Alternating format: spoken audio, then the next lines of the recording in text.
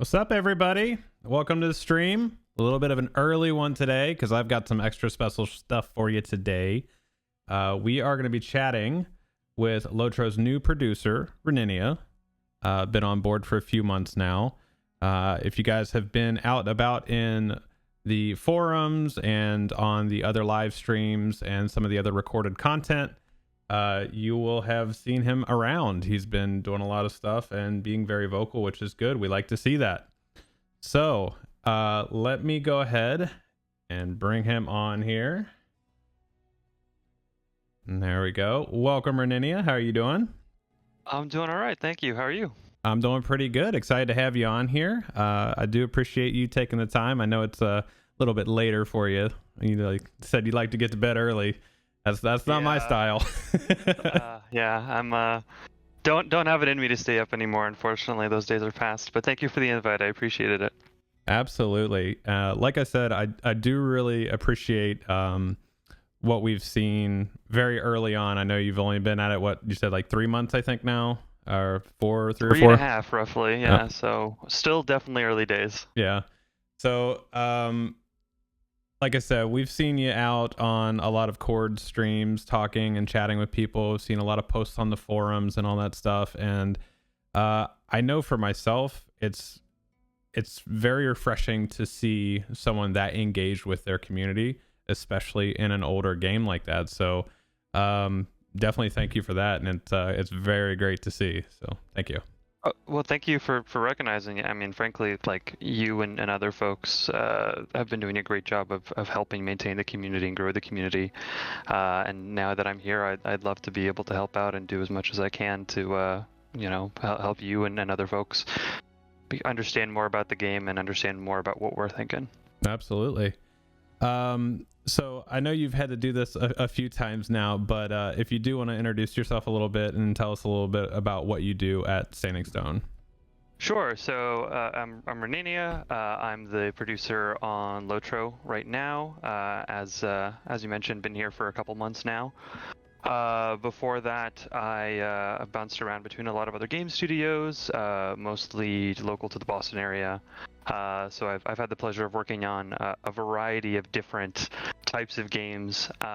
LOTRO is definitely the oldest game that I've been working on, so it's really a different perspective, and it's been really fascinating learning about the history of this game and playing through the history of this game.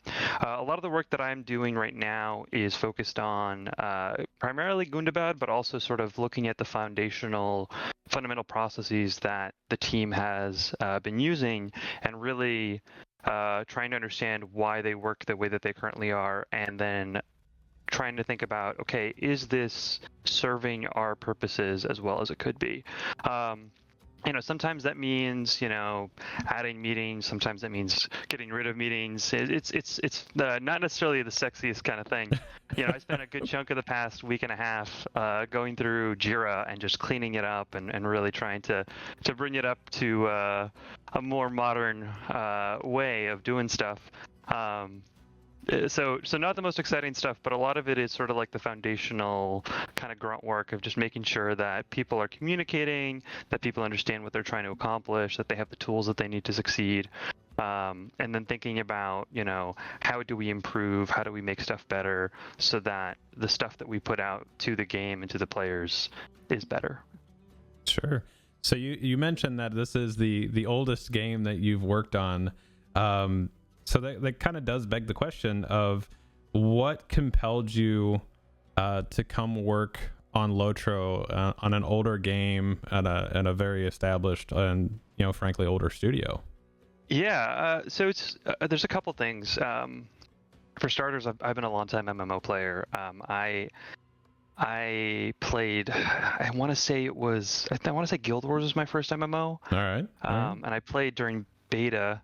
And that was that's almost 20 years old at this point. That was 2002, 2003, something like that. It's pretty far back there. Yeah. Yeah. So I've been enamored of MMOs for a really long time. I've played a whole bunch. I really enjoy the format, and it's one of those things that growing up and playing a lot of those kinds of games, it was one thing that I always wanted to be able to work on and contribute to.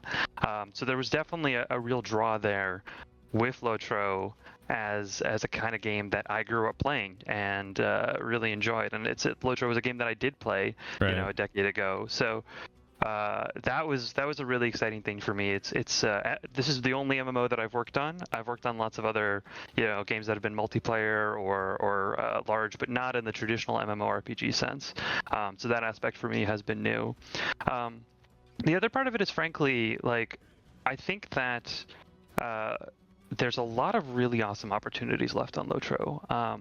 Not just from like the story perspective. I think that obviously we've gone through the main thrust of the Sure. trilogy, but I think that there's a lot of Middle Earth that's still undiscovered. And I think that because we've managed to get away, I shouldn't say get away from, but we've managed to tell the story of the Lord of the Rings so well that we have this opportunity now to tell stories that are still in Middle Earth, but are not the stories that you're used to seeing or used to hearing, stuff that folks are interested in. But besides the story stuff, there's also just there's tons of opportunities, I think, for improving the gameplay, for improving the systems, for improving the player experience in lots of different ways. And I don't think that LOTRO, I didn't want to sign on to a game that was going to shut down, right? Mm-hmm. And from my perspective, I don't think that we're anywhere near that. I think that our best years are still ahead of us, and I'm excited to be part of that and help the team, achieve greater and greater success. It was pretty reassuring to a lot of people that are probably watching and listening. Is that's it's not going to shut down. I promise. I promise. There's so much even if we had just sort of kept, even if they hadn't hired me, right? I'm not going to pretend that I'm the reason that this game's not going to shut down. This game was in good shape before that. All right. I mean, frankly, a lot of games in the industry did really well during the pandemic, and LOTRO certainly benefited from it. But it wasn't like things were on the downs and suddenly the pandemic saved everything. Like, the game was still doing well before that. The pandemic lifted stuff, but the reality was that LOTRO was doing well, and I'm confident we'll continue to prosper. All right. So, kind of along those lines, being the new guy, how do you come into an established situation like that and not be that guy that comes in and disrupts everything and makes everybody worry about what's going on? How do you kind of foster growth? Very carefully. So this isn't the first time that I've walked into an established team or an established studio and sort of had to help out. So it's something, thankfully, that I have a little bit of experience in, and it's part of the reason that they hired me, is that I did bring that aspect of understanding. From my perspective, the first thing that I always want to do when I enter a situation like this is, I don't know what I don't know. LOTRO obviously is really big, but even smaller teams, smaller games, there's a lot of decisions that have been made. There's a lot of stuff that's already happened. And no matter what I may think coming into it, of what I might think would be the best approach, I need to understand from the team what actually has been happening and get their perspective and get their understanding of the history. And so literally my first 2 weeks, basically, I was just every day grabbing somebody, for 30 minutes, an hour or two, and just asking them everything I could think of. And, as different people were giving me different information, it was then going back to other folks and going like, oh, can you tell me more about this thing? Right. And that's calmed down a lot, Okay. but there's still definitely aspects of the game that I don't fully understand. And I'm still getting stuff explained to me. And that's totally normal. Like, I think especially as a producer, you have to understand that you're not the expert in the room. Everyone else knows their area of expertise way better than you probably ever will. So you have to be willing to ask questions. You have to be willing to take the time to understand what those folks are telling you. And once you understand that stuff, that's when you can sort of build plans and formulate new strategies based on what they've said. And I'll give you a sort of concrete example. I can't be too specific here, but darn it. But what I can say is, so one thing that I looked at was sort of like I said, the process of how content in LOTRO is made, how updates in LOTRO are made, and I really wanted to understand what was involved. And so one of the first things I did as I started having those conversations was I built this giant flowchart that explained, okay, from when we want to make an expansion to when we release an expansion, what is all of the stuff that's involved? And it's huge. It is like, if you look at it, the whole thing, it's probably like 2 or 3 poster sizes. Mm-hmm. So you have to like really zoom in on individual things to read any goddamn thing in it. And that was really helpful for me because I started seeing, okay, here where the pieces are coming in. And so what I then did is I basically spent a lot of time thinking and doing research and looking how other games do it, other MMOs, but also not other MMOs. Actually, like one of my biggest sources of inspiration was Magic the Gathering, okay. and the way that they are structured to deliver, at least 4 sets every year. Right, and I think that there's some similarity in the way that they're structured to deliver that kind of content that we could learn from and understand. And so I took all that stuff and I took all the notes that I had from all the conversations I had with folks, and I thought, okay, what is a better way for us to do this, basically? And I put together this long PowerPoint, and I tweaked it, and then I started having the conversation with different parts of the team and presenting it to them and getting their feedback, and then making adjustments along the way. And I've been doing that for about 2 months now. I got approval from Sev about 2 or 3 weeks ago at this point to move forward with it, and next Monday I'm going to present it to the whole team. All right. The final version, and like that's the idea of like this is what LOTRO development is going to look like for the next X years.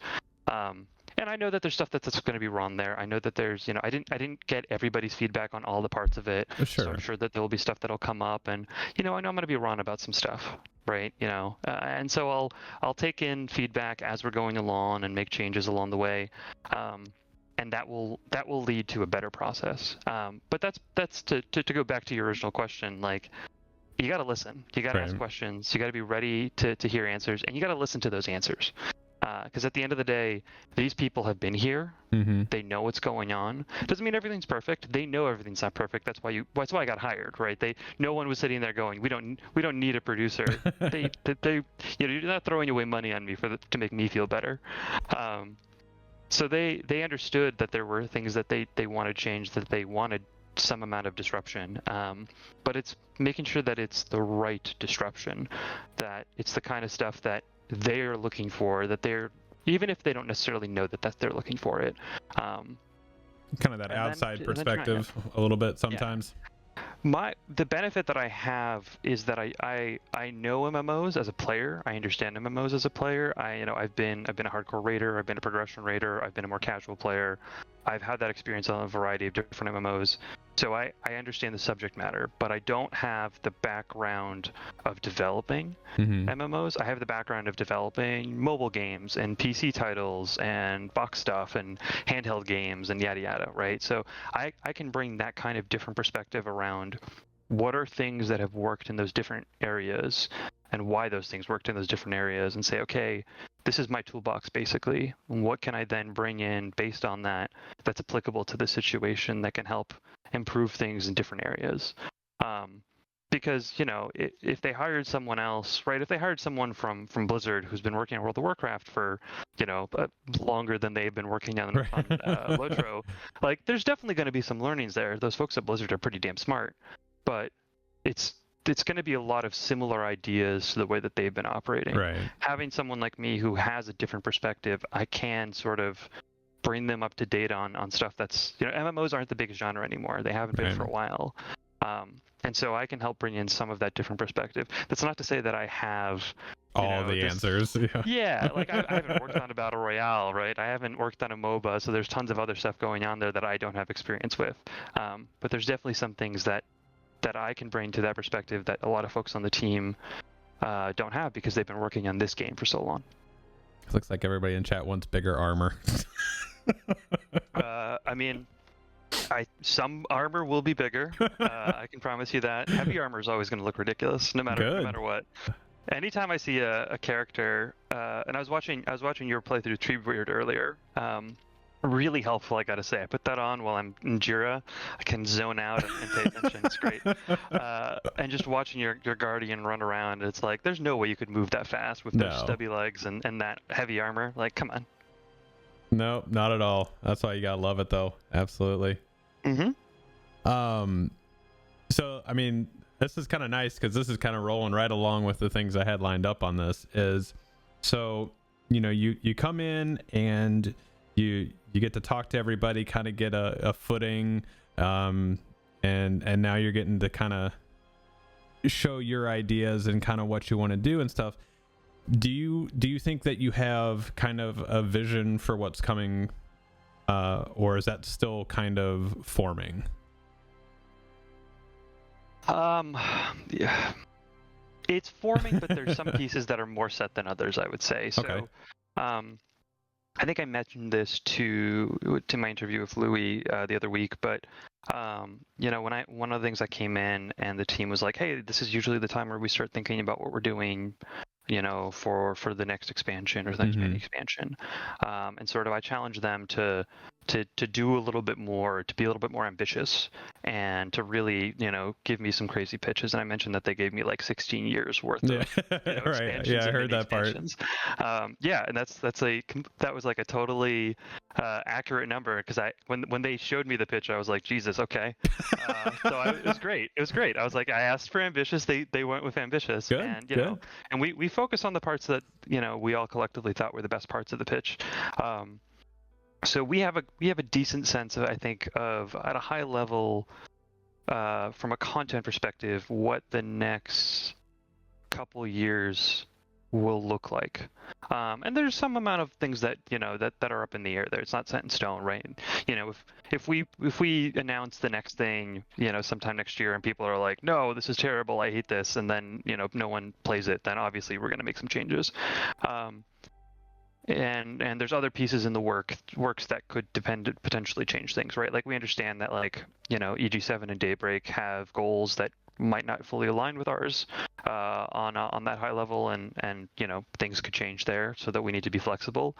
But at a reasonable place, we feel like we have a good understanding of what the next 3 years are going to look like. And as part of the structure changes that I mentioned that I'm undertaking, we're trying to start fill in those smaller spaces along the way. What are the .0 updates look like? What do the .5 updates look like along the way, so that we can be a bit more thoughtful in the way that we approach things in the future, and think about it holistically, and get away from just understanding what are the content pieces, but what are the other pieces.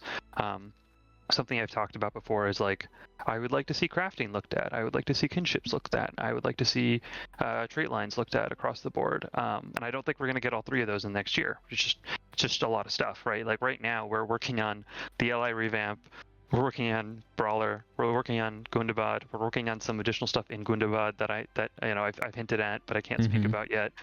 There's a lot of stuff on our plate right now, and we're growing as a studio. And I think that we're at our limit right now, and it's going to take time when we bring in new folks to get them up to speed and make them.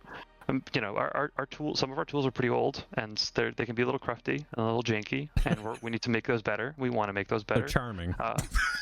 Yeah, that's a polite way of putting it. They're charming. I don't think anyone on the team would describe them as charming, but that's a kind way of putting it, certainly. So it's stuff like that where we're looking at is we see a lot of these different kinds of opportunities, and it's about discussing what are the best opportunities available to us. What's the best bang for the buck? What are the things that players are going to love that are the best things for us to do? And then what are some things that, like, maybe players don't necessarily care about, but are still sort of those under the hood kind of improvements that we can make that will make things better, right? We've done some of that stuff in the past. We need to continue doing more of it and thinking about that kind of stuff more holistically. And that's the goal of some of the changes that I'm trying to bring. And everyone that I've talked to so far is reasonably bought in. But I think they're all sort of cautiously on board, right? Everyone's like, okay, I like the idea of this. This sounds like a good idea. Show it to me, prove it to me that this is going to work. And that's totally fair. I don't blame them for that. and it's on me to deliver on that. So it's things are moving, things are getting more firmed up, but they're not fully set yet. All right. We're pouring the concrete still. All right. So that actually kind of brings up something that I know a lot of people have asked me to kind of approach this topic, and that is, and I've kind of mentioned it before, actually when I had an opportunity to visit the studio a couple years ago. I sat down with Sev and talked to him about a couple things. One of the things we talked about was, from a planning perspective, determining, obviously there's you have your skill positions over there. You only have so many people that can do certain things. And we always talk about, you don't want the art guys working on the network and all that stuff. And you absolutely do not. No, you will not feel better about that. It'll look pretty, but it won't work. Yeah. But anyway, so the thing that we always approach is how do you guys determine what gets worked on when there are things out there? You mentioned kinships. Have something that have been desired for years and years and years. There is probably you may have seen it. It's a post by a player, Galahad, and it is probably the most elaborate forum post I've ever seen in my life. He detailed pretty much every possible aspect of a kinship revamp of buffs and things like that, and even painted up the UI and basically gave the entire structure of it. And I have never seen so many players /sign something and be behind a topic and something like that, even to the point where I think it was two or three producers letters ago, so it's been a couple years now, that there was talk of doing the kinship rework. And so something like that, where it's something that has been asked for a long time by a lot of people very vocally, has been mentioned by the team, and then that kind of fell off. Is there stuff that just takes a higher priority than that at some point, to where the things that the players are asking for have to take a back seat? Yeah, I mean, I think unfortunately that's always the case. Is that the reality is that our priorities aren't always the things that the loudest players are in favor of. I think that there's definitely, and actually I'd like to see if you could send me that post. I would love to take a look absolutely. Really I got a bookmark. Sweet. So I think that stuff like that, there's a lot of different vectors here, and I will preface this by saying I wasn't here, so I can't speak for exactly what the reasons were about why that did or didn't happen, but some of the things that we have to be really aware of is, as you mentioned, who are the people that we have available to do stuff, right? There's some aspects of the some resources that we share with DDO. So network engineers being one of them, right? We don't have a dedicated network engineer just on LOTRO, and that makes sense because the LOTRO and DDO servers fundamentally are being done by the same people. It wouldn't make sense to have someone necessarily resourced to a specific title. So sometimes it's understanding, what are the shared resources that we have, what is the access do we have to those, and what are other games at the studio doing. That now with Daybreak and EG7, some of those responsibilities go even wider. So there are things that we have to be mindful of there. And on that note, we also have to be understanding of what are the priorities that our parent companies have, right? And sometimes those aren't directly related to what the players in a particular game are focused on. So obviously we all saw the EG7 presentation to investors a few months ago, and they mentioned stuff in there around stuff they'd like to see for LOTRO. When they talk, we listen, right? And so we have to then figure out, okay, our parent company is saying this is something important, this is what they want us to focus on. We have to figure out how to make that happen. And sometimes those are things that players are excited for, right? I know that folks are excited for graphical updates, but some of those things are potentially not what players are excited for. It's the Henry Ford line. If I asked them what they wanted, they would have asked for a faster horse. Right. Sometimes in that kind of way. So that's an aspect as well. Another thing is understanding at the time of, what are the things that are already in motion and what are they going to affect, right? To give an example, like with the LIs, that's going to be a pretty fundamental change that's going to affect basically every player in the game. Right. We wouldn't want to necessarily do another big thing like that immediately because we need to see how this thing shakes out before we're going to embark on another big thing. So like even if we're talking about doing kinships, we might not look at kinships at a completely holistic way and turn it around by March. We might be looking at them next year, but it won't be something we'll be able to deliver on next year. Because frankly, like no matter what we do with LIs, we're going to be spending the 6 months after we release them still evaluating, still seeing how players are responding, still looking at the data and making those adjustments. So those are sort of some of the things that we want to be mindful of. The other thing, of course, is like what is the value of the change? And what is the cost of doing that change? I mentioned we have janky tools, but we also, we do. It's just the reality. I don't think it's a slight on anybody to say that. I saw a world builder. yeah, some of our tools are old, and God bless them. They do incredible work considering how old they are. The GR license I've been dealing with is from 2013, which is a bit of a throwback for me. Anyway, so we have limitations on what we can accomplish because of those tools. Our engine is based off, I think it's AC2 if I remember, Ashwin's Call 2, and so some of the things that like we want to see or players want to see are not things that the engine was ever really meant to do. Right. And so we need to have folks who with the skill level and the knowledge of those tools to be able to improve them in a way that opens some of those venues. Or we have to design around some of those problems, and then trying to design around that can quickly balloon costs in different ways. And so whenever we start having these conversations, we need to be very mindful of these kinds of things around what is happening and what can we accomplish without it skyrocketing in terms of the amount of time we have to invest. I know the team has like several times gone down some different paths, and sometimes it dead ends, unfortunately, which is never a pleasant feeling when you're working on something and you're really putting your heart and soul into it and realizing this is just not going to work because there's just a mess of stuff in there. And, either we don't have the people or we don't have the knowledge or whatever to be able to untangle this and get it to a good place. Or just frankly, like, it's no longer worth it. We try and avoid that sunk cost fallacy of like, you just keep working on it because we've already poured so much in there.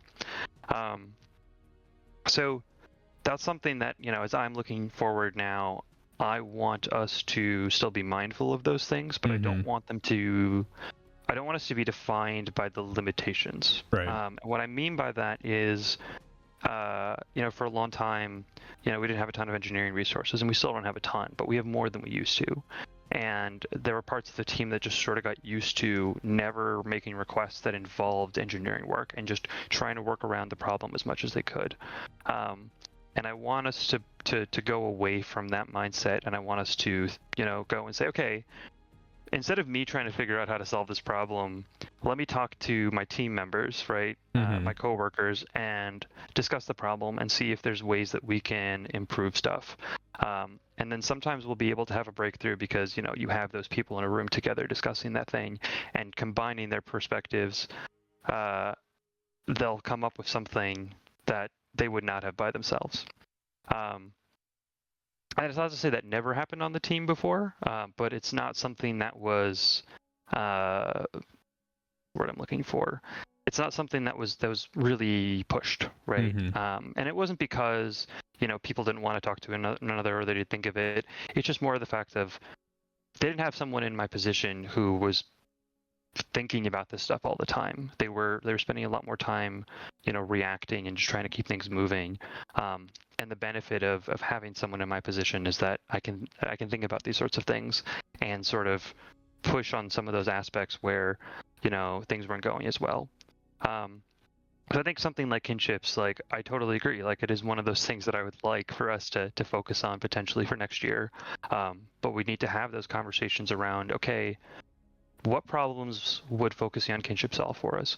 What are the values that we can improve? Sorry, what is the value that we can provide and improve upon for players by focusing on kinships? And then we have to have that conversation and compare it to crafting and trait trees and other stuff that folks will come up with and say, and then we just discuss, which one of these are going to be the best bang for the buck. Sure. Kind of along those lines, just from the short time that you've been in the studio and having played the game in the past and things like that, right now what do you see as the biggest opportunity for the game?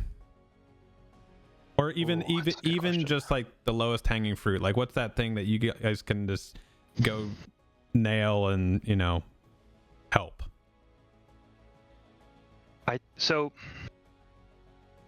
It's this is where I'm going to get myself into trouble. I don't have enough of an understanding of the technical costs yet to really give a good answer in terms of like lowest hanging fruit. And that's the part of this that'll sort of muddy the waters. But what I can say from my perspective, I think the biggest opportunity we have right now, and the one that I'm spending a good chunk of my time on, is improving the way that we monetize our content. I think that that's something that I didn't like when I was a player. I still don't like it, coming back as a player. And it's something, frankly, I don't like on the developer side at all. And it's one of those things where no one I spoke to liked it. No one I spoke to was like, this is good, I like this. And no one was like, this is the best way for us to do this. Right. And what I realized was like, no one was happy about it, but at the same time, everyone felt like they were trapped because that's the way it had always been. And no one really had the opportunity or the time in their calendars to like stop and think about it and go, okay, is this worth keeping? And I'm stubborn and I didn't like this thing, so I was like, great, like let's dive in and let's start talking about this. I like that. I like that a lot. Yeah, I have a meeting. I have a 3-4 hour workshop tomorrow around this, where folks will be talking about this. It's still a small group. We're still sort of just kicking the tires and trying to understand the scope of the problem. The reality is like a lot of stuff around this monetization was set up 10 years ago. Yeah. Some of it made sense at the time. I would argue not all of it made sense at the time, but it is what it is. And then once it's started, it's really difficult to change. It's expensive to change, not just because it's risky, but because you have to figure out a new thing and then figure out how to make the new thing and then transition all of the new stuff. And the longer that problem built up, the more expensive it is to make that change. But like I said, we want to avoid that sunk cost fallacy. Just because it's hard to change doesn't mean that it's not worth changing if there's a better opportunity there. We haven't quite figured out what that change is going to be. I have some strong feelings about different aspects of it, and I think that I'll win a number of those arguments. I won't win all of them, but I think I'll win a number of them. And it's something where that's been my focus because I think that's going to be the best value add for current players, whether you're a VIP or a free player. But it's also going to make it so much easier for you to play with friends. I think that the LI revamp for me was like one of those opportunities for us to make it a lot easier for you as a player to just play the game. Yeah. And I think that is much easier for us to expand on at that point, especially if it goes reasonably well. But like broadly speaking, everyone's on board with improving the way that we monetize content. It's just a question of the when and the how at this point. Right. That something that pops up fairly often on stream is we look at the cost of what something is as it relates to Mithril, as it relates to LOTRO points, and then as that relates to the real dollar. And one of the ones that was really outstanding to me was looking at getting an additional trait panel was like the equivalent of $6 or $7. It's like that's insane to me, and things like that. It's just like finding that scale, I'm sure, is really difficult when you look at how much something costs, and you're almost saying that trait panel, when it comes to the dollar, is almost as valuable as certain content, and that just got lost in translation over the years. And I think that you can make the argument around like, oh, the trait panel is something that you use forever, and the content is just a more, specific piece that but like, yeah, you're totally right. From the player perspective, that's a really weird value prop to make. Exactly. Right? Like you're right. telling me these things are equivalent, and they don't feel like they're equivalent. Yeah. I mean, honestly, like to use another game as an example, I loved SWOTOR when it came out. I played beta, first month sub, super into it, and then I sort of petered out, and I was like, this game is really good, but like it doesn't feel like I'm ready to keep playing it as a sub. I'll come back to it when it's free. And then it went free, and the way that they went free at the time was pretty standard to the way that a lot of other MMOs are going free, and the way that LOTRO and DDO are going free, where they locked some stuff behind paywalls essentially, because that was the way that people saw monetization at the time. Right. And I can't be sure for certain. It's been a while since I played LOTRO. Excuse me. It's been a while since I played SWOTOR. So yeah, careful with that. Sure. No, I played LOTRO the other day. The lone lands are bleak. They're well named. But with SWOTOR, I think that they've made some of the improvements on that monetization. They moved away from some of those things in the model, and LOTRO hasn't.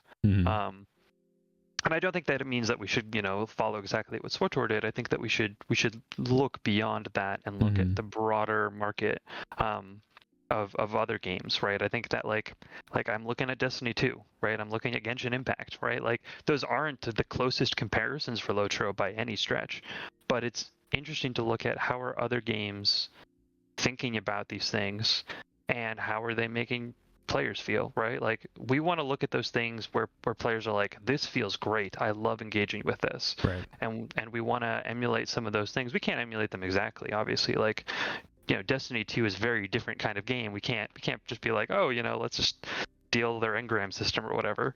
But we can look and understand, why is this working well for players, and then say, okay, how do we make that happen in our game? And that's something we're spending a lot of time thinking about.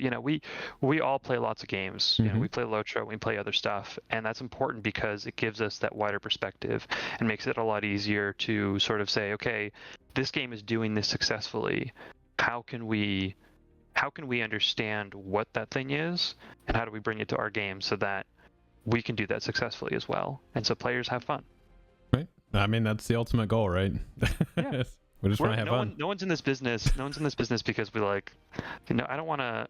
I mean, I've worked as a consultant. I've done insurance. Like it's a job. It's great. I don't blame anyone for doing it, but it's not the most fun thing that I could be doing with my life. I'm here to enjoy myself. Absolutely. So I'm gonna ask this. I know this is a dangerous question, but I've seen a lot of people asking about it in chat and talking about it.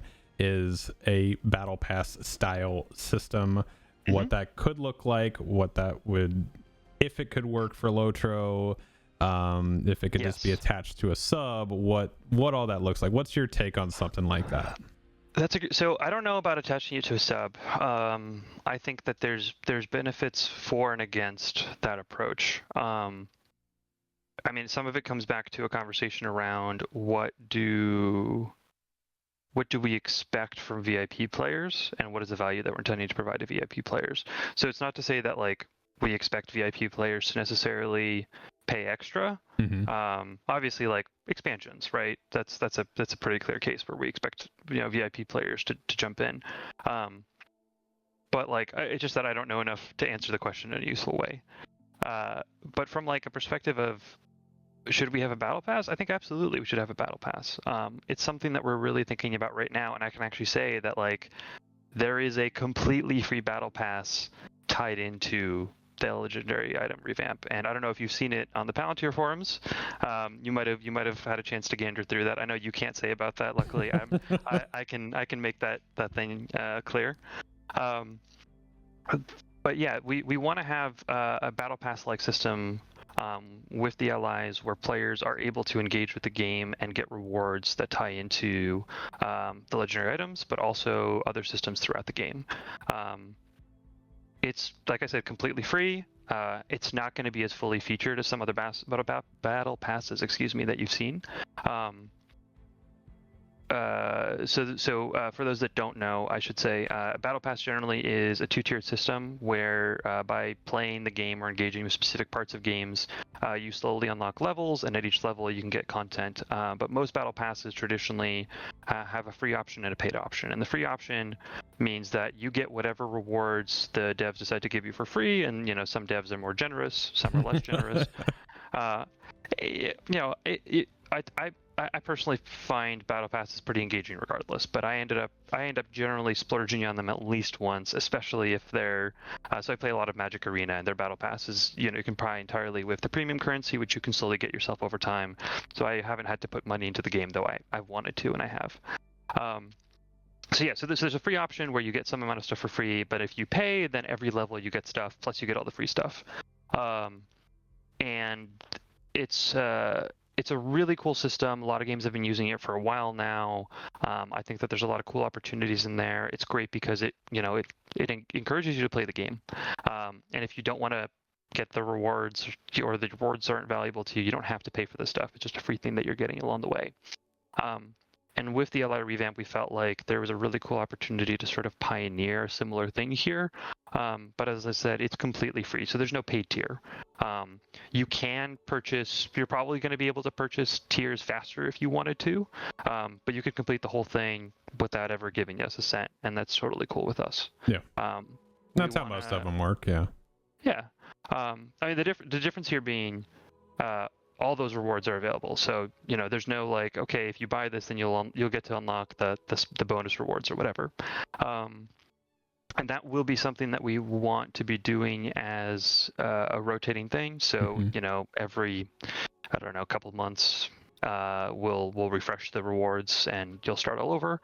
And we'll see how players feel about that. We think, I'm not aware of any traditional MMORPGs that have a system like this. I would be shocked if there is one. There's a lot of MMORPGs. But we think that there's a really cool opportunity there, and maybe that leads us to doing more battle passes in the future that may or may not be tied to VIP. But at the very least, this is a thing that every player will have access to, regardless of if you've ever given us $1. That's pretty cool. Yeah. We'll see how it goes. Yeah. It might not be available immediately. Yeah. It might not be the most attractive thing immediately, but it's something that we think is a really, really great value add for everybody. And it's just encouraging you to play the game. All right. So how are we, speaking of legendaries, how are we looking on that? Is that still looking like a Gundabad thing, or later than that? We're still thinking that it's going to be pre-Gundabad. Okay. That it'll come out a little bit beforehand, not like months and months, right.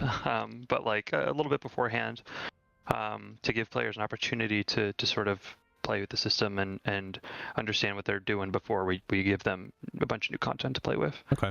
I would say that it is reasonably on track. We're at that wonderful point of development where I don't know if anyone's familiar with the old school Windows copy dialog, where it's like, okay, it's going to take 3 minutes, it's going to take 4 years, it's going to take 20 hours, it's going to take, and it just wildly swings back and forth.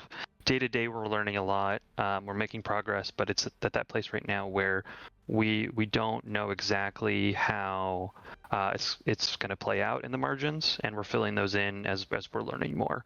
I think we'll be okay. As where I'm sitting right now, my hope is that it'll be on Palantir in a couple weeks. I think before the end of the month, but I don't want to guarantee. I can't guarantee that right now because, like I said, we're still figuring stuff out. And then we'll see what the feedback looks like, right? The early feedback we got around the write-up that we provided was generally pretty positive. So we think that that's a good start, certainly. Sure. And it made us feel better about the direction we were taking. Now that we'll see how things go in Palantir, with players giving the opportunity to actually start playing around with it. And it won't be a completed state, obviously. It's definitely going to be a bit more like in development than I think players are used to seeing some of our stuff on Palantir, but that's intentional. I'd like us to get away from giving everything that's fully featured and doing it early enough that there's still opportunities for player feedback to change things without causing us to go, oh shit, we didn't plan for this at all. And sorry, I forgot that. I don't remember if you're okay to swear. You're good on this one, bud. Okay. Let her rip. I swear a lot in my day-to-day, so I have to consciously remember not to. No, you're fine here, man. This is a safe place. Great. I still feel bad for doing it with Cord. That was I won't lie. I enjoyed it. No, I mean, I'm glad some folks did. It helped alleviate the shame. I have to feel that like doing the legendary system is like the scene in Jurassic Park where they're lowering the cow into the raptor pit. And you guys are just waiting to see what the feedback is coming out of it. Yeah, I mean, I think the legendary system is interesting. Getting some of the background around it was fascinating. There were a lot of like really fascinating assumptions that were done at the time around like, with Moria, the assumption was just that like, why would we ever need to change the system? We were just like, this is perfect and it'll be perfect forever. And like they very quickly realized there were lots of problems. And it was just fascinating to me. And like, to be fair, like most of the folks that worked on that, I think all of the folks that worked on the original implementation of the legendary system are no longer at SSG. So time and place and all that. Right. But stuff like that where it's like, we didn't necessarily always set ourselves up for success in the long run. And, frankly, we didn't know that there was going to be a long run at the time for us to be successful with. Even WoW, which was, the EQ killer at the time, had only been around for a couple of years. I think Burning Crusade had come out. Maybe Wrath had or was about to come out. It was very close to that. Anyway, they really did not think in terms of the long run because there was no long run to think about at that time. And one of the things that like when I joined up and I started talking to Sev, and one of his pushes was we should be thinking long term, right? We want this game to be around for a while. It's been around for almost 15 years. We want to see at least 15 more. So I said, great, let's think long term. And the LI stuff was going already before I got there, so it's not like I single-handedly broke down the door and we're doing this. Not what happened. But it's something that I've been able to help maintain. Is like there's some amount of stuff that is definitely going to be wrong and we're going to need to fix shortly thereafter because there always is. But this system was us going, okay, how do we keep something around that's going to be beneficial for a decade, right? And maybe at some point in that decade we go, okay, we need to start thinking about improving it or replacing it or whatever, because I don't know what 20-year development looks like. I don't think anyone in the games industry really knows what 20-year development looks like, and that includes the EverQuest team.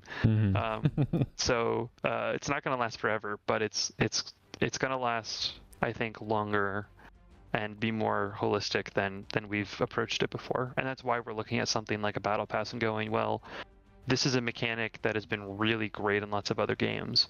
What's our take on this? What's the value add that it can bring to our players? What's the version of this that is LOTRO? And LLI seemed like a really great place to try it out. So I know like we're kind of getting close to the hour mark here, and there's about a million more things we could talk about. I'm sure we could talk for hours. Keep you up way past your bedtime. I'm happy to give you a little bit more time past 9 because I know I've been rambling a lot. It's okay. It's okay. That's why you're here is to give you an opportunity to talk and do this. So something that has I dare say plagued the game. Ooh. I know it's a tall order when you use that kind of word, but it's you called our janky tools charming, so when you're using the trust in terms like plagued around, things are getting serious. Yeah, exactly. The this is gonna set chat ablaze here. Okay, I'm ready. Let's do this. PvP. Sorry, PvP or PvMP? PvMP. PvMP. Okay. It's an important distinction of this game. I just want to make sure I'm still learning it, so I don't want to get myself confused. We'll go with PvP as the shorthand of PvMP. Sure, cool. So, for a long time, it was basically a situation where we were kind of stuck. We didn't have anybody working on that content, and that was a system in the game that lagged so far behind. And I know that there was some talk that there was a developer that was brought on, kind of specifically to look at that. It sounded like they got pulled in a different direction for a little bit, but they might be back on that or something now. What is the direction that you guys see with PvP or PvMP in this game? Yeah, and just to be clear about, like, part of it is me being a stickler for understanding the distinctions about this. Sure. But it's also partially like it's a lot harder for us to ever justify doing traditional PvP, free peoples versus free peoples kind of stuff. Obviously, we've done that with the Bombadil server at one point, but it's that's another conversation. It's a lot trickier for us to do something like that because of various things that have happened over the course of this game. PvMP is a thing that it does exist and has a lot fewer restrictions on it on a day-to-day basis. Right now, I don't know that I have a good sense of what our long-term expectation is for PvMP, frankly. Right now, what we are trying to do is basically we've neglected PvMP for a long time, and we want to get it back to a place where it is not nearly that neglected. And that means doing some amount of improvement to it, but it's not going to be, we're not doing an LI revamp kind of thing for it, right? It's definitely more of refreshing some of that stuff and getting it to a place where folks can feel like they're playing with reasonably stat balanced stuff and maps that are properly balanced, or I don't know, properly balanced, but at least more balanced, let's say. So I think that we want creeps and creeps to feel like everyone has a chance to gank each other to their heart's content without feeling like it's impossible because of different gear opportunities. And frankly, like, one of the things that I want to do, and this is a conversation that's definitely going to have to wait for post Gundabad, is have that discussion around what is PvMP for, right? What is it doing for us, and what do we want it to be doing for us? I think that PvMP is a super interesting idea, right? One of those things that when I got to level 10 and I was like, oh, I can play as a monster, what does that mean?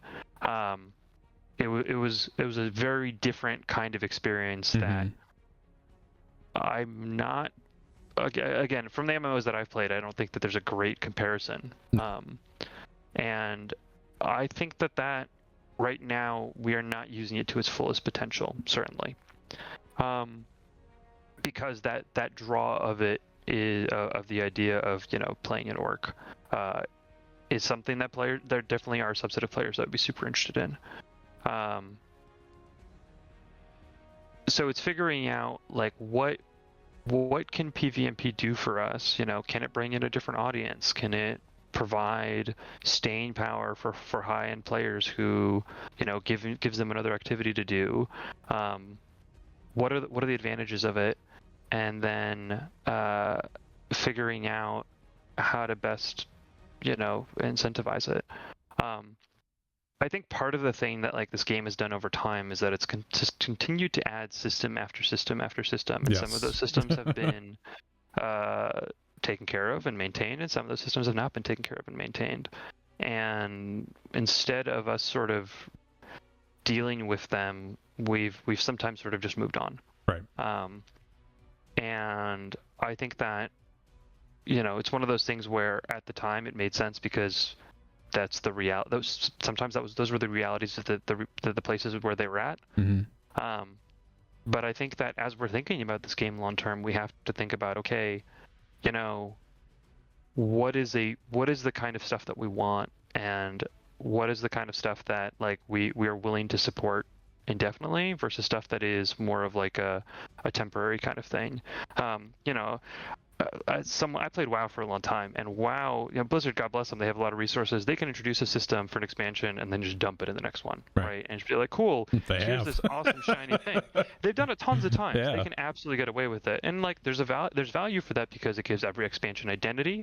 But it also means that instead of having to create something that you have to support forever, you can just say, cool, we're done with this. Let's put it aside and focus on the next thing. And that's really helpful because instead of having to plan for, dozens of levels, you're planning for 5 levels or 10 levels, and cool, it's done. It makes a lot of the work and a lot of the math and a lot of the balance a lot more straightforward. We don't have that luxury. We don't have the luxury of sort of building a whole shiny thing and then throwing it away the next time. Basically a brand new game each time. Yeah. We would love to be able to do that sometimes, certainly, but we definitely don't think that that's something we can do on the basis that they can. So from our perspective, we need to understand like what is the cost of supporting PvMP, and is that cost going to be justified by the amount of value that we can give players, and also like frankly like how we can monetize it. I don't think of like any of that stuff. I don't think we have a really good understanding of like frankly I don't know why it's a VIP benefit. It feels very strange. I was going to get there. I don't know. Like, and this is a case where it's not like me saying we're going to make that go away. I just frankly don't know the answer to that question. Yeah. I don't know if it's like some technical reason that I'm not aware of, or some mandate from on high or something like that. So maybe I'll get a nasty email tomorrow. Hopefully not. Send them my way. It's a question I'm actually going to raise tomorrow, and just ask like, okay, like why are we doing this, right? Is that the right approach? And we need to figure out like if this is something that we think is valuable, then either we have to do a better job with it, or we have to be honest about our ability to maintain it. Because I don't think it's fair to players for us to sort of hold out hope that maybe one day we'll do something when we haven't consistently been able to do so. Now, we are definitely still doing something for Gundabad. I don't remember if it's coming just before Gundabad with the LI stuff, or if it's coming as part of Gundabad, but stuff is happening. But we need to have a clear sense of why we're trying to do this damn thing, and what the value of the stuff is. I think that there's plenty of systems in the game that we need to have that conversation around, and some of them I think, like epic battles, like those are super cool in the abstract. Mounted combat, super cool in the abstract. Not a lot of games do that stuff. There's good reasons for games not doing some of that stuff because they're really goddamn hard. But we need to make a decision around like either we need to support these things or we need to properly sunset them so that the players who still want to maintain and engage with that content, they can. But we're saying, listen, support is ending here. Right. Anything past that, like, you're on your own, right? And provide for the cases like bid battles, since that's tied into some of the mainline content. Give players opportunities to go around that so that they're not forced to engage with the feature that we have decided not to support anymore. I don't know that we've always had that conversation. I think that there's definitely lots of opinions on the team as to supporting those things, not supporting those things, ways to support those things, ways to sunset those things, etc. So it's not something that I'm worried about people being shy about. It's just a question of what do we think are the best way to do it. For me, I haven't engaged with PvMP, so I don't know very much about it. I've been trying very hard to play almost exclusively as a free player, so PvMP is outside of that bracket. I've watched some videos, I've listened to folks like yourself, I've read stuff on the forums, so I feel like I have a decent understanding of the general stuff. And the person who's working on it was one of the people who worked on the system. I don't remember if it was during the original implementation or just after, but he's very familiar with it. And he's walked me through some of the stuff. I think that there's some really cool opportunities there. I think that it's probably worth supporting. How much we can support it, How much we can improve it, that I don't know the answer to yet, because like I said, we haven't had that more fundamental conversation. Do you think stuff like that is more there'd be a strong enough value to dig more into a little bit of research with players on that particular topic just as a whole? Because the one thing that I see, I've played the game since 2007 pretty consistently. And Thank you. hey, I'm not even a lifetime. I'm a sub all the way through that. So you missed out on the thing. I the lifetimes kill me. Couldn't afford it at the time. Couldn't afford it at the time. That's fair. That's fair. But no, like through that time frame, the one thing I will say is that it always seemed that the specifically PvMP was kind of a weird one, because it was on the paywall, but it wasn't updated. But then you had free systems that were always updated, and then that just, I could never wrap my brain around that. As like, why am I paying for this? Is something I truly enjoy. Like I truly enjoy PvP in just about any game that I play, and it's like, why am I paying for this? And it's so far behind, and it's like you have to like basically hamstring yourself to play that feature, and I have to pay for it. It's like this is insane. So it's kind of good to even hear that the conversation is being had. So like that's just even that's on the table of looking at things and talking about it is good. I think it's probably one of the most vocal subsets of players that we have. Absolutely. It's probably that and then Raiders. And I think that like what that tells me is there's a lot of potential there, right? Because like stuff like mounted combat, big battles, those are systems that have their fans and detractors, but never, from what I've seen, get as much attention. PvMP is this hot button issue that players are like, the players who play it are just super engaged with, and that tells me like there's something there. Yeah, absolutely.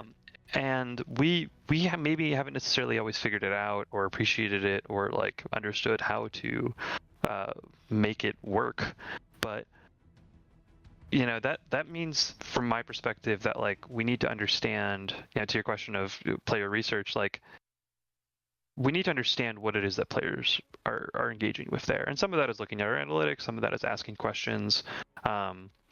The forums are great, but like we understand that is a skewed perspective. Very, yes. Even for PvMP players, not all of them are posting in the forums. Right. So we definitely do want to look at like what is the broader community thinking about and talking about within PvMP, but there's something there, and like we frankly just need to make a decision around what we want to be there. And I don't know what that decision is yet, but we'll have that conversation. All right, so I got two things left for you, and then I'll let you get to bed. Okay. So one thing that I actually had a lot of people message me about for this conversation was around customer service. And like ticket response times, and some people have had tickets in for months and things like that. What kind of stuff are you doing to like enhance that aspect of the game? Because I think a lot of people feel like it's like, well, I'm in a spot now and now I can't play. And so I think if you have too many of those situations, that starts to lead to some really bad word of mouth, and then like, no, don't play it because they're just not going to help you if you're in a bad spot, I don't think that there's anyone that's thrilled with some of the threads that we've seen. Like, we totally get player frustration on that, and we're not happy about it. For context here, customer service doesn't report into me, so I don't have direct oversight or, frankly, day-to-day understanding of stuff. But this is a question that I have asked about because I have seen it mentioned other places. Basically, right now, the places where we're struggling the most right now are with some of those access issues, because those tend to be the most complicated kinds of investigations for us to undertake. unfortunately, like there has been a spate of fraud recently that we've seen with folks getting hacked and losing access to accounts and stuff like that and attempting to recover them. And the tools that we have access to are not modern tools again. Nightbot knows. Yeah, between that, yeah. Wow, Nightbot really calling me out there. Between those tools and the difficulty of those investigations, those are the biggest places right now where we're falling down. It just takes a lot of time to engage with that stuff. They're not the in-game GMs and even some of the CS staff can't. They don't have the seniority, they don't have the level of access, they don't have the level of understanding to engage in some of those things, those investigations to determine account provenance. So there's this limited group of people, and because it's a limited group of people, their time is stretched. They have a bunch of stuff on their plate, and it's created a backlog. It's something where we're actively hiring right now. So check out our careers page if you're interested in being a CS manager, because we are looking for someone right now. God, Nightbot, chill. Is this what usually happens after 9 o'clock? Is this like a gremlin situation? Oh, Nightbot is sentient in this channel. We'll be having a conversation, and the timers on that thing are just insane. It always interjects at the proper moment. Fascinating. Anyway, so we're looking to beef up our customer service folks, get additional folks in there who can help out and reduce the time on some of the stuff. I will say that like the frustration on the forums is real. It's totally valid, but it is a subset of players, right? For most folks with most of their stuff, processing most requests, that stuff is done. Generally takes less than a couple days. Some things are even faster depending on the kind of thing it is, obviously. Right. But the biggest frustration is unfortunately these big issues for players where it's like, I can't get access to this thing and I can't play the game, and that sucks. And those are the things that are the thorniest for us to resolve right now. Sure. Nightbot should definitely check out those jobs. And anyone else, like seriously, just handle all those things for you. Yeah. I mean, like we need someone who knows their stuff to help us out. All right. Well, I'm gonna end on a positive, fun thing here for you. Oh boy. So just the idea itself of hype for your game. Okay. So I'm talking like launches, cinematics, social media, that kind of stuff.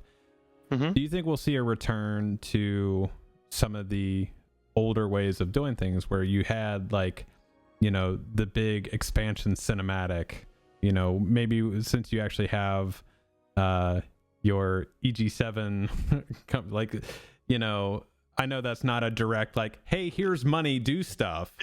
I understand that's not the case, but I wish. Wouldn't that be nice? But just in general, seeing a lot of fun stuff. Oh yeah. But just to see like, that was always what gets me so frankly hyped to play a game in the first place, is I'll see that, intro cinematic or the release one for an update or something like that, and it's just like, oh yeah, let's go, let's have some fun. And then the same thing around that as far as like, when a launch happens, I feel like it's very muted in our community. It's like we have a expansion that comes out and it's like, cool, expansion's out, all right, everybody just puts their head down and kind of plays the content and does their thing. There's not this event like it used to be of like a little bit more of a grand scale, I guess is what I'm looking at. So what do you think about that? Are you talking about expansion specifically, or just like Blood of Azog and Wildwood? Are you including those as well? More the big ones. Like if you're going to have a big major release, like an expansion, like Gundabad, hypothetically. Yeah, hypothetically Gundabad. Like, just want to see like, because I remember very vividly seeing... We had a Super Bowl commercial?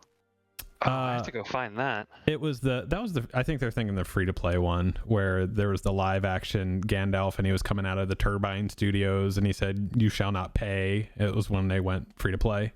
How did I miss that? Jesus, I wasn't even paying attention at that time. There was also during Rohan, they actually did a live action like Rohan like mini. It wasn't like a mini series, but it was like a actors and they had the horses out and they were doing all this stuff and storytelling. Wow. Yeah, I mean that was all Warner Brothers at that time, so that was they were spending some dollars there, but there's things that I remember very vividly, like seeing the cinematic for Mines of Moria, and I'm like, yes. Seeing the one for Isengard, seeing Saruman up at the top of Orthanc and him doing all his stuff, like those types of things, I think it has that appeal to more people and it really brings people in, and it's certainly stuff that I always revisit too. Like I go back and I look at them and it's like, oh man, that's so cool, I want to see that stuff again. But just in general, that kind of stuff.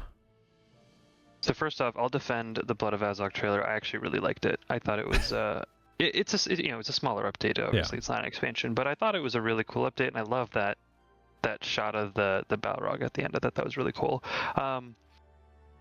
So this is a place where like two things are preventing me from giving you a good answer, unfortunately. One is I don't fully know the history of like when that shifted and why the decision was made. You mentioned with like Rohan and Warner Brothers. And then stuff changed, obviously, and I don't know, where that decision was made at what point. I don't even know if it has anything to do with Daybreak, frankly, or now EVG7. I don't know where that stuff lies. And the second piece is marketing also is not something that it's a team that I work with, but it is not folks. They're not folks that report into me by any stretch. So I don't know specifically what their plans are. And why they have shifted away from stuff. I know that looking at other games sort of in the range that we're in, there has been a shift in the way that that marketing is approached these kinds of launches now. I'm actually curious how we do that across the Daybreak portfolio, because I don't actually know how we've handled that for like EverQuest or DCUO or whatever. So it might be like an organizational philosophy thing that I'm unaware of. I definitely agree that stuff is really cool. I think that it's super exciting to see that kind of thing. Actually, the last game I worked on was the first game that I got a TV commercial for, which is like a really weird experience. It's very strange being like, oh shit, like that's a thing that I worked on and it's on television. I mean, I totally remember the World of Warcraft commercials and commercials for Fortnite and stuff like that. Yeah. I think that the question is to an extent one about money, where doing something at the scale you're talking about tends to be pretty expensive. Sure. One thing that is important for us to be mindful of is we have a license that we have to get a lot of approvals around for. I know that when I've worked on licensed product in the past, some marketing stuff is like really fucking hard to do, because people who are licensing their IP to us, whether that's Lord of the Rings or other stuff that I've worked on, they are very particular usually about the way that they want their brand to be perceived. And as relationships change over time, as the licensors change over time, right? Like the people at those companies shift. Usually, you're not usually dealing with the same person for 15 years. Their things that they're more comfortable with can change, and as a result, like that could have some contributing factor where, like, maybe the person who handles the approvals is less interested in that kind of thing, or doesn't want it, or just has a lot of really strong, valid opinions about it. But it means that from our perspective, we have to go, okay, this is going to cost this much extra. Can we afford it? Right. And the answer might just be no. Like at that point, there's other better ways that we think we can spend that money. I don't know the answer specifically to the question. I would suspect somewhere in that that's those things can be related to the problem. Sure. I have no idea what the plans are for Gundabad. I don't think we're going to have a live action trailer. I feel pretty confident about that. It doesn't have to be live action. It just be it's all yeah, good. I think we'll have something cool. Whether it's at the level of hype you're talking about, unfortunately, I don't know. But I think that to an extent, the days of the bullshot trailer are somewhat past us. I think that I love E3, right? I love watching press conferences and seeing cool trailers. But you see a lot less of those kinds of things now. I think that audiences have really educated themselves and are a lot more skeptical when you show some stuff like that. And so it's made folks go, do we want to spend the time on making this cool thing that players are just gonna be like, well, I'll see what happens. Don't want to get my hopes up yet. And so it's changed, the conversation a little bit there. But I do miss those days. I think that those things were really cool. I remember actually, this is for DDO, but I was up at PAX East like a decade ago or whatever, and it was I don't remember which DDO expansion it was now, but they had a giant spider at their booth, and it was like, wow, that's crazy. And I didn't really play DDO at that point, but then I saw that and I was like, maybe I should check it out. Yeah. It was a different time. Nowadays, we don't even go to PAX East. Yeah. Well, hey, I'll make you a deal. Like, if it's going to be another, similar style as in the past, where it's kind of the detached camera and stuff like that, you guys fly me out there. I'll do it.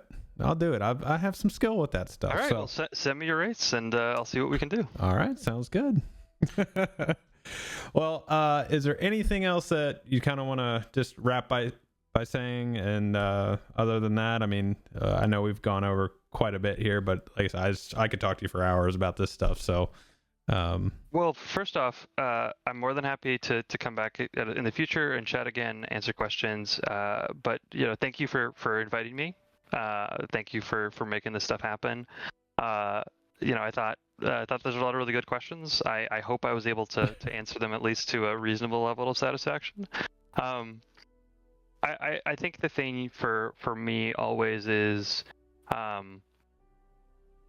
we're here because we, as developers, we love making games. I've worked in other places. I've worked in other industries. Yeah. It's a lot less interesting. It's not what I want to be doing. And I consciously made the choice twice to go back to games, because each time I left, it wasn't what I wanted to be doing with my life. And I think that's true of pretty much every game developer. There's lots of other opportunities for us out there.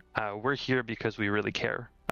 We really want these games to be tons of fun for our players. We want as many people as possible to play our games and experience it and enjoy it.